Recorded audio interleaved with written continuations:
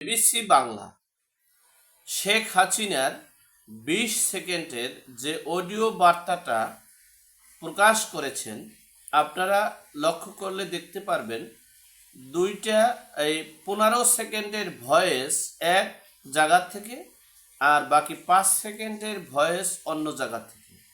এই ২০ সেকেন্ডের ভয়েস দেওয়া হয়েছে, কোনো কোনো জায়গায় ৩০ সেকেন্ডের ভয়েসও দেওয়া হয়েছে। ২০ থেকে ৩০ সেকেন্ডের ভয়েসটা আপনারা স্থান দুই জায়গার এবং ভয়েসের বিষয়টাও আলাদা আলাদা।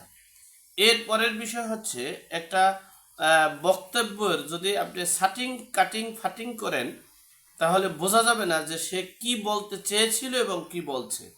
আর একটা বিষয় হচ্ছে তিনি এই বিবিসি বাংলা বলেছেন সম্ভবত, মানে অনুমান করা যাচ্ছে, হয়তোবা সম্ভবত এই ভিডিওটা টোটালি শেখ হাসিনার হতে পারে।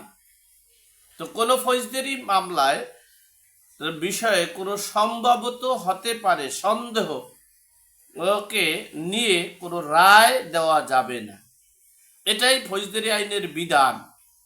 যাই হোক, তারপরও মানে আমাদের আইন, আমাদের বিচারক, আমাদের বিচারপতি, আমাদের সব কিছু আমাদের, তাহলে আমরা চেষ্টা করলে সব কিছুই করতে পারবো।